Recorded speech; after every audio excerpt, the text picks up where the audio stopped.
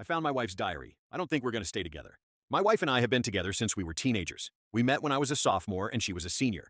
There was something exhilarating about that age difference. I felt like such a badass, cool kid for being able to swing a date with not only a senior, but a genuinely good-looking one at that.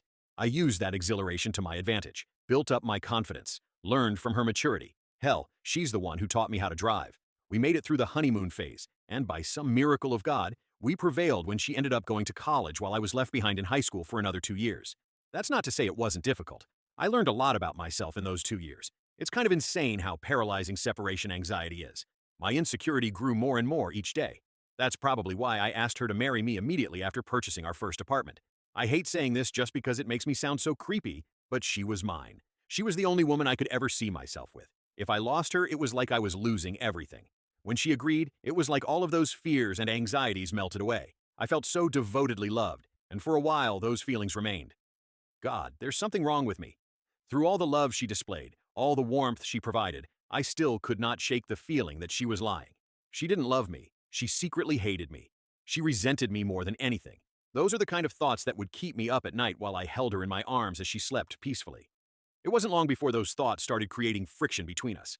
I could tell how tired she was of the constant need for reassurance, the pathetic insecurity that created arguments on a daily basis. Sometimes I wonder why she even stayed, why she put up with it for so long when, according to this fucking diary, she was so miserable. Maybe she just thought things would get better, that I'd grow out of this childish behavior and actually show some trust for once. But then again, maybe she liked to see me hurting. Maybe she got a sick thrill out of knowing that I was so torn up about her. And let's be honest, any hope for personal growth and maturity was abandoned the moment I opened this notebook. I just don't understand. I don't get how she could just write these horrible things about me without so much as a second thought. Paranoid, possessive, obsessive, and the one that hurt me the most. Terrifying. Me, the kid she taught to drive, the kid who fell head over heels for her and never looked back. And here she was, fucking scared of me. After all the freedom I gave her, letting her stay out till 8 p.m., letting her see her friends every month. I even went as far as to allow her a girls' night at the bar last month. It just wasn't enough for her. She wanted to leave, but she was scared. I couldn't even bring myself to read past the 30th page. I simply closed the diary, took a deep breath, and let my head fall in my hands. All my efforts, for nothing. While I sat in distress, my train of thought was interrupted by a quivering voice from behind me.